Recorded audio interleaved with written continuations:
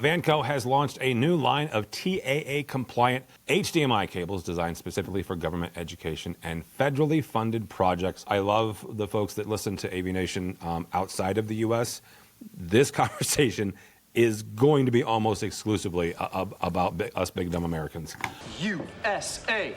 USA! USA! USA! Okay, you know, what does that even prove, okay? You chant anything, people will join in. Canada!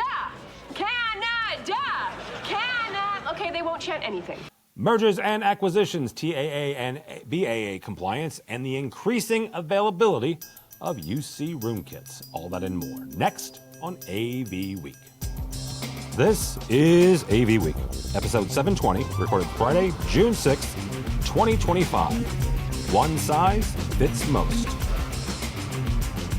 This is AV Week, your weekly wrap-up of the biggest news and information shaping the AV and IT integration space. My name is Tim Albright. I am your host. Here are the headlines you need to know this week.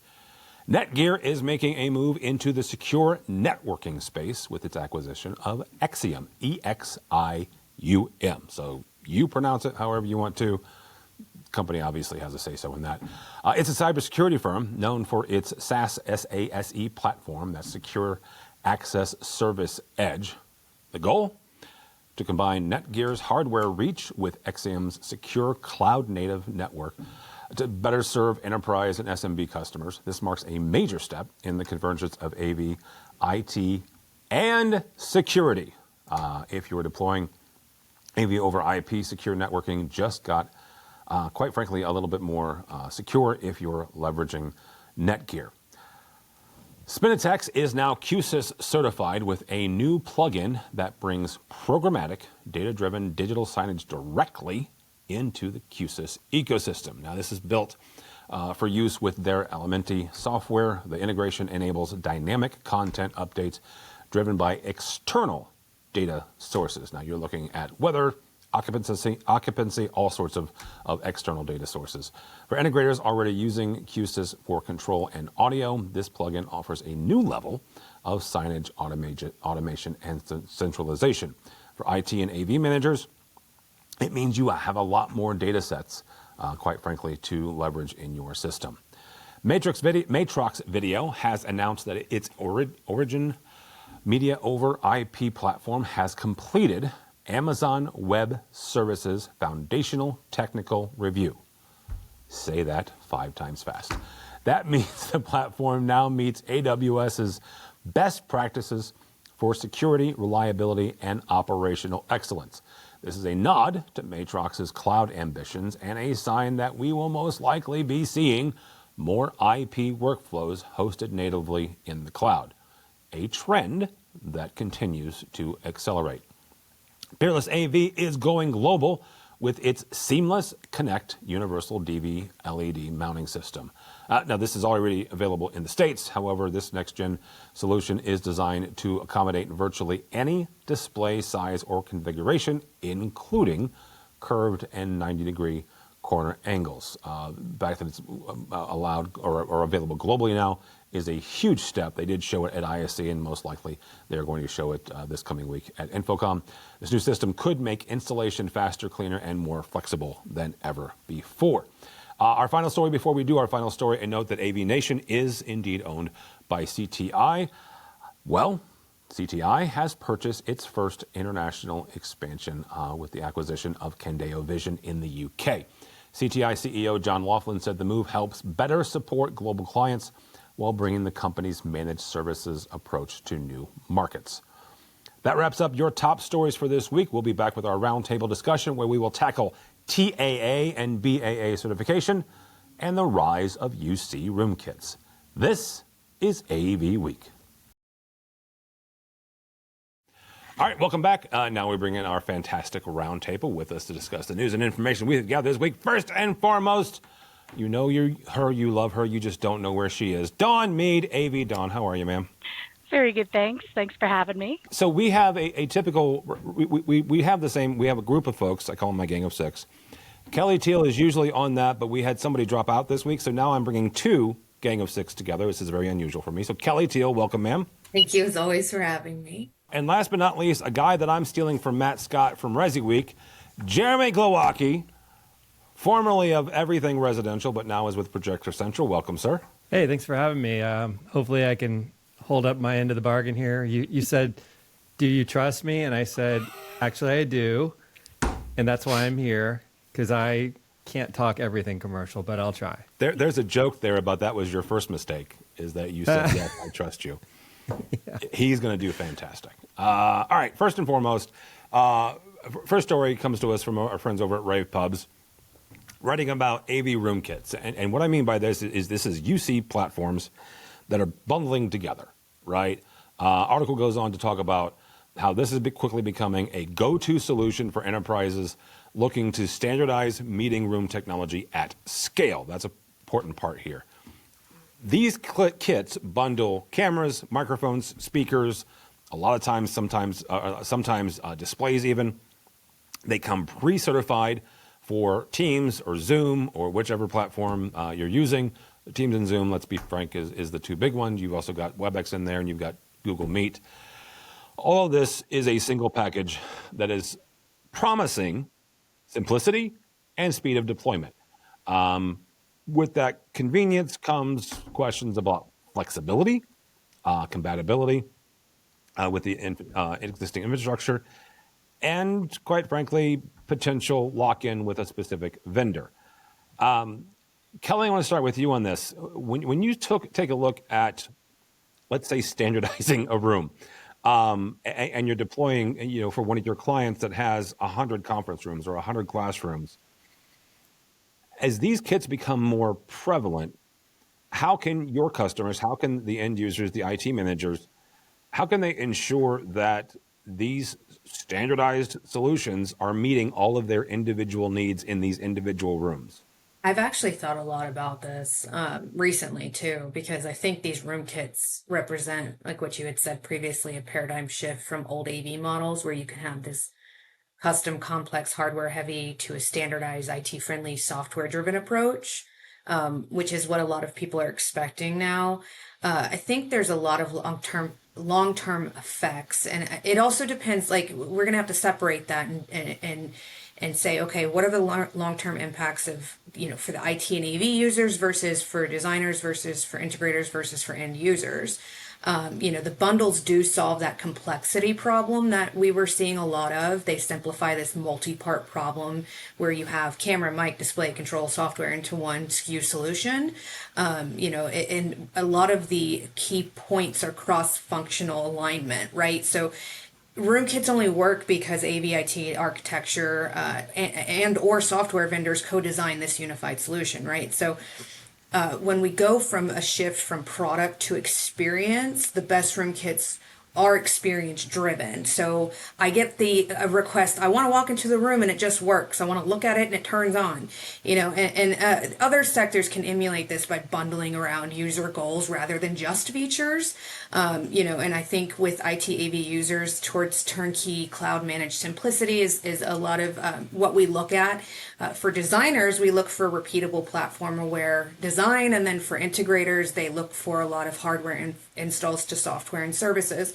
And I don't know if, I don't think room kits are killing the AV industry, but I think there is that big shift from custom AV to standardized IT.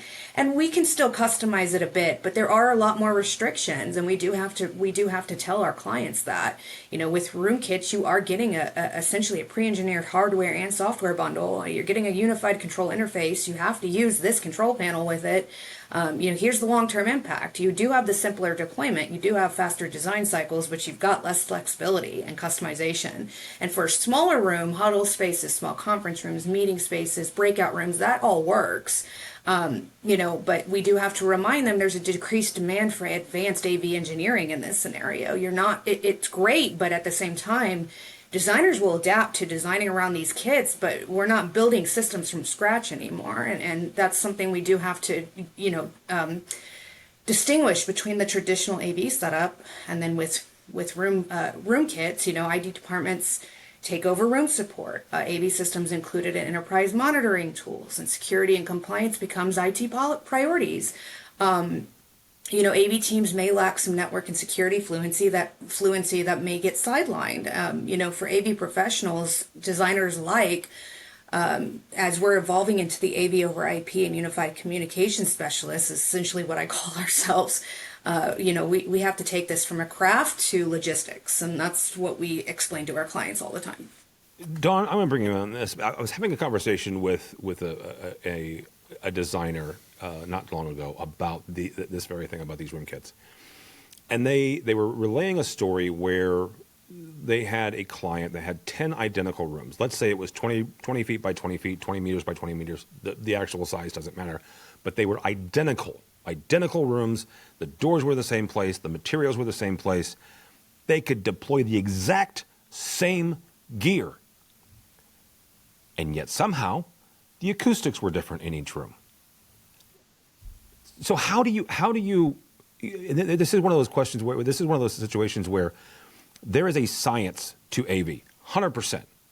There's also an art, right? How do you convey that to your clients, right? Because Dawn's clients are internal, to your customers, that yes, these might be really great solutions because they're bundled together and you can get them all in one package and it's all one SKU and it comes on one pallet. However, the deployment might be slightly different in each room.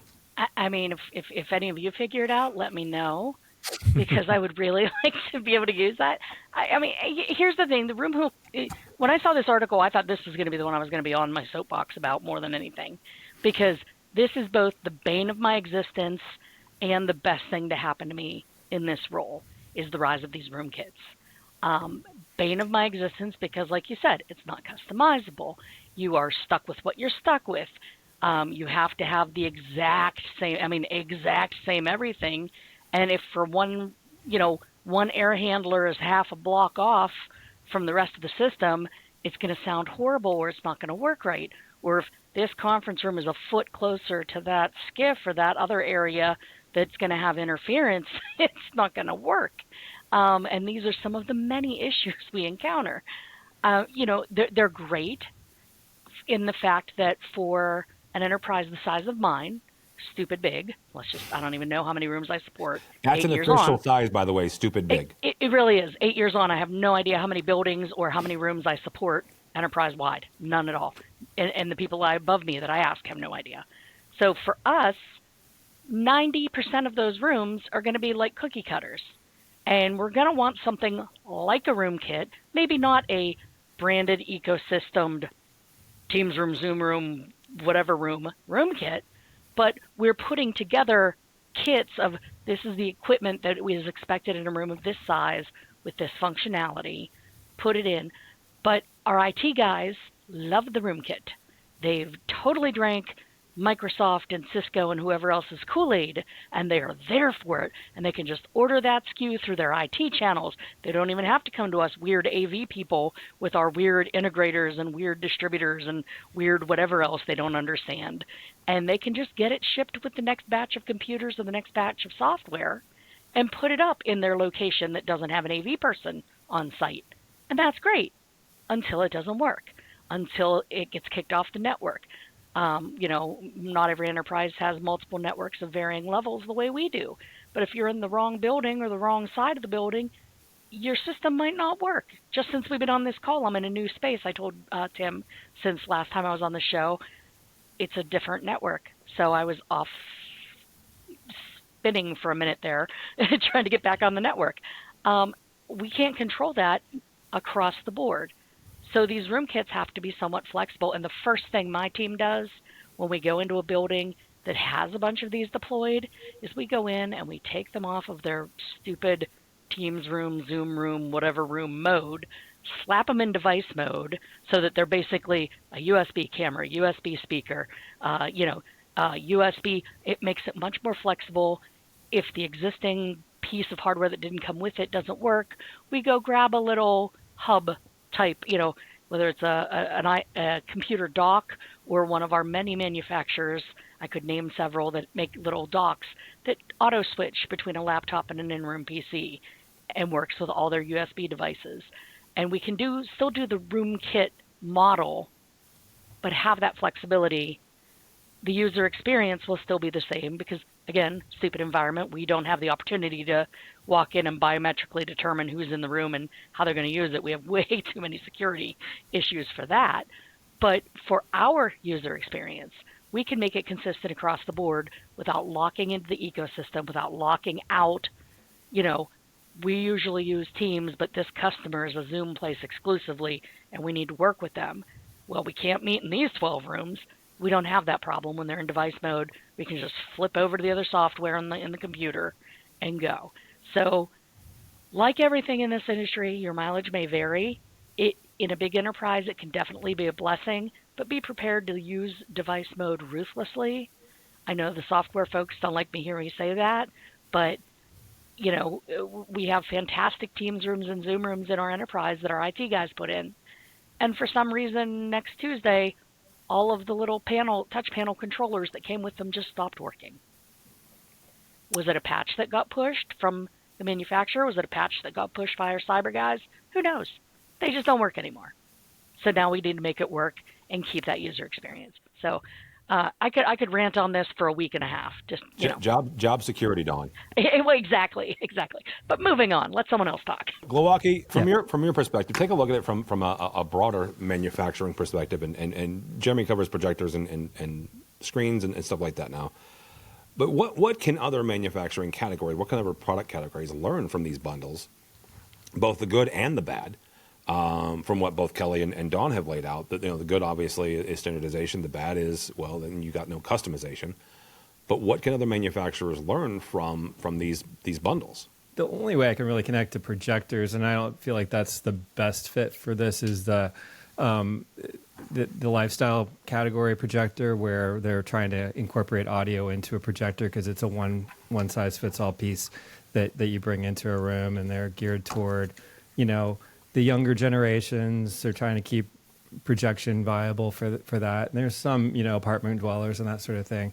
And it's hit or miss on whether audio actually works well on those. And that's where you're kind of integrating in something and trying to create a surround-esque scenario with the audio. And I feel like with these bundles for the huddle spaces for the boardrooms, that's sort of where you have some of the problems where your performance in the room may be an audio issue because of the size of the room, the acoustics in the room, the miking, to be able to have speech intelligibility, that sort of thing. So you are trying to create this basically a box that works everywhere. And the ultimate goal is the end user success, because if they can't operate the system and if you can't hear each other on a Teams call, you aren't succeeding with what the technology is supposed to do. So therefore, the lack of customization gets in the way. I do feel like there are opportunities here still for designers to step in and decide when it's a good fit, when it's not a good fit, and do room acoustical analysis and figure out where the limitations are, where you might want to put in a microphone array or speakers elsewhere. So there's all these considerations that I think still need to go into it, where you just aren't going to lock into this is going to be a one size fits all everywhere you go. Our second story comes to us from from AVNation. Vanco has launched a new line of TAA compliant HDMI cables designed specifically for government, education, and federally funded projects where the Trade Agreements Act compliance is a requirement. With increased scrutiny on sourcing and a heightened focus on supply chain transparency, this move positions Vanco as a vendor for AV pros working in regulated sectors. Now, besides this specific product, the broader industry shift where compliance, not just performance, is becoming a critical factor in hardware, in hardware and cabling, especially for integrators navigating public sector or defense-related projects. This is a serious factor. We're going to tackle both TAA and BAA, which TAA is the trade alliance. BAA is it's made in the U.S. I love the folks that listen to AVNation outside of the U.S. This conversation is going to be almost exclusively about us big dumb Americans. Dawn, I am going to kick it off with you and lean heavily on you with this. But what is this? What is this overarching? Just the TAA and BAA. What does that do as an end user that does have to be concerned with? What does that do to your design considerations? It basically gives me more options of people that I can look at and spec and talk to, because at the end of the day, I have to tick boxes from people higher up the food chain than I, whether they're in my company, whether they're in my company's customers, who may or may not be federal agencies and or branches, and beyond that even. There are so many regulations prior to working where I work now that we can't talk about. I was an integrator here in the greater DC area for about 20 years. And let me tell you, the alphabet soup you have to learn right quick, not just agency names, but all these regulations and DFARs and restrictions and so on. You know, there's TAA, there's BAA. At one point, we had to verify on some projects at my last integrator that every shipping company that was used by the manufacturer or the distributor that shipped it in they adhered to some anti-slave slave distribution or slave transporting regulations. Now there are ones that we have to adhere that we can't. If we buy directly from the manufacturer, that's one thing, and we still have to verify the supply chain.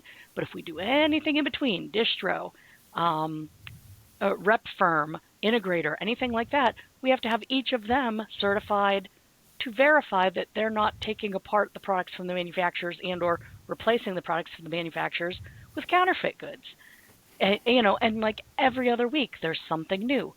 Some of our customers, internal and external, we can't use HDMI because someone found that they leak. If you're standing next to it with a radio thing right this far away saying, what are you saying? But even if there's a hint of leak possible, not even probable, but possible, you can't deal with them. So the very fact that Vanco and a lot of other companies in our industry are starting to take TAA, BAA, and other compliance steps makes my life so much easier where I am now. It would have made my life so much easier were I still an integrator where I live now. And all y'all around the country and even around the world, some places, it's going to make your lives easier too, because you don't have to do all kinds of legwork or justifications. You can just say, yep, see, it says it right there, checkbox. Here's a certificate from the company that matches checkbox. We can use them. Let's actually talk about things that matter, like your experience and what we want the room to do. So that's what I see. All right, Kelly, from a designer standpoint and working with clients, what does BAA and TAA mean, and how does that change what you design? It's changed since the government stepped up enforcement of origin claims. So for us as designers, we have to specify now with compliance in mind. We always ask TAA compliant, BAA compliant, can you provide a certificate of origin? We source from vendors, or we try to understand federal procurement. I've worked on quite a few government and federal projects, so a lot of them are documentation ready. We do plan for cost impacts too, because compliant products do often cost more, and we do have to plan early to build it into the bid or budget. We do have some vendors that we've worked with, and this is because I've worked on government projects that I have such a ready to go answer for this, because we've gone through this. And some vendors offer, these both compliant and not compliant SKUs, Chief, Middle Atlantic, Crestron. And we don't like to assume compliance just because a product is branded in the U.S. either. Some firms with white label gear, that you can get burned in federal bids, especially. It's a trust measure, right? And federal law requiring it. So if you're working a federal contract specifically, or anything with federal funding for that matter, you're legally required to use these products. So non-compliance can also equal those real consequences, disqualification, termination of contract, financial penalties. Even for low tech things like cables, they want to know the origin ambiguity. Can't talk today. Low cost, low scrutiny teams often skip verifying compliance. They skip verifying that compliance because cables seem cheap, but then they will still void compliance if it's sourced incorrectly. So, it's a chain of events now. Yes, it's not, I wouldn't say it's more work. because with federal projects, we already have a lot of rules to follow. But some contractors and will rely on distributors who don't provide those certificates of origin. So it's just another source of a headache. It breaks the audit trail.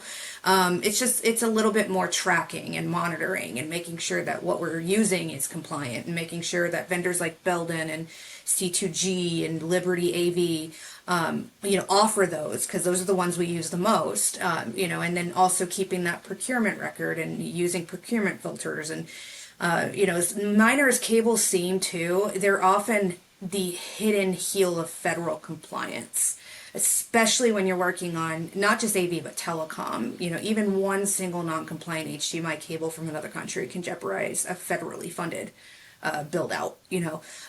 So we do look. The way we look at it now is we protect the contract, we preserve our reputation, and we avoid rework first and foremost, and financial loss at that. So it's just a little bit more work on our end, but I haven't come across an issue where I haven't been able to find the product. All right, Mr. Glucky, you'll have the last word on this. When it looks at just anything from AV just generically, how big of a deal has this become? Quite frankly, since COVID, because it feels like yes, BAA and TAA and even was it JITIC has been a thing for a while, and I'm going to get yelled at by a dear friend because I don't remember what JITIC stands for, but it's a highfalutin military certification.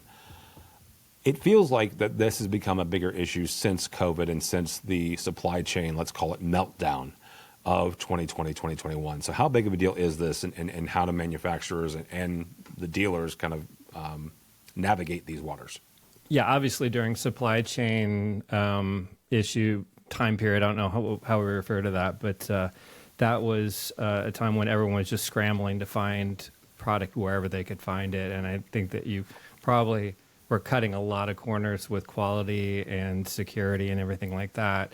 And so to sort of get back to following better standards, standardization, locking that down, I find it ironic talking about this when there are a lot of news stories about the, not to get political, but current administration security breaches and things like that. And there's still, a part of this world that's very regulation focused, and that's great. And I think that there are, countries with bad intentions out there that you don't want to get in bed with some of these products. And so I like the quote that kind of closed out that post from about Vanco, where it said that it's TAA compliance is more than about the adherence to the letter of the law. It's about security and reliability.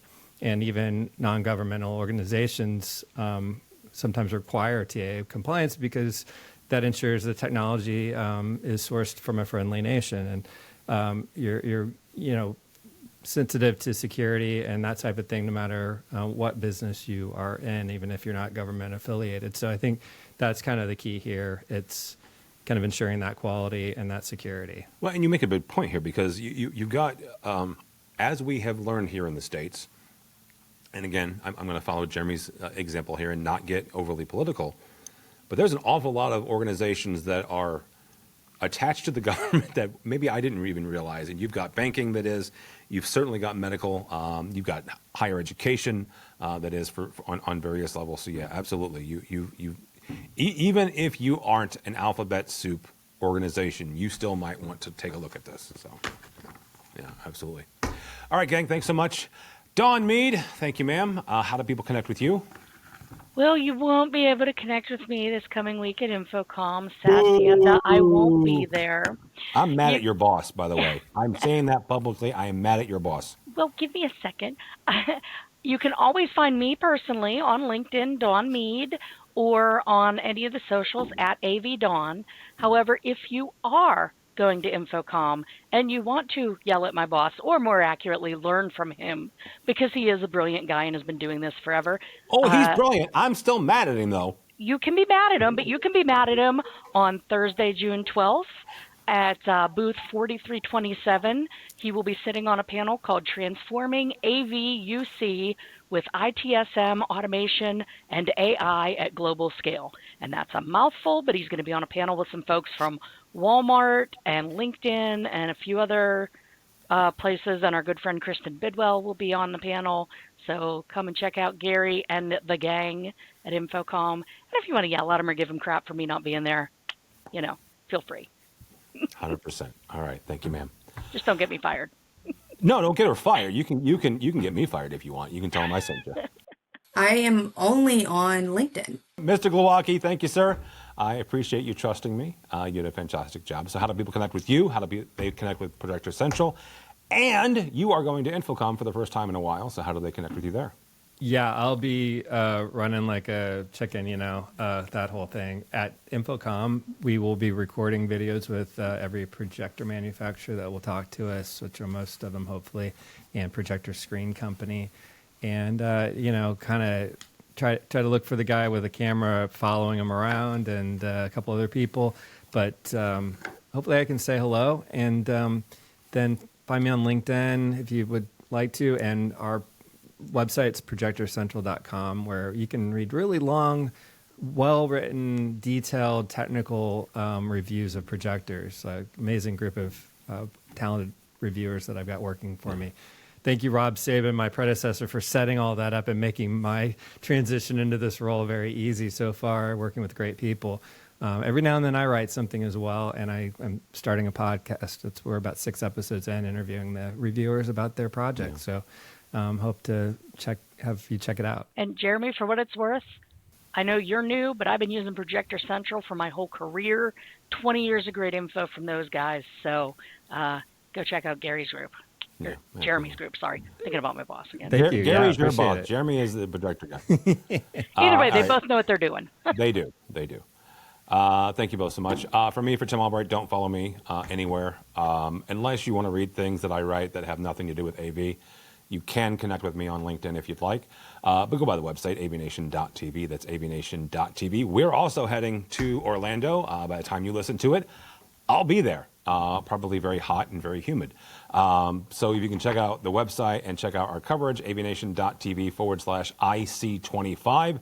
IC25. If you are going and you've got nothing going on between 4 and 6 on Wednesday, that is the date and the time of our networking event called AVNation Access.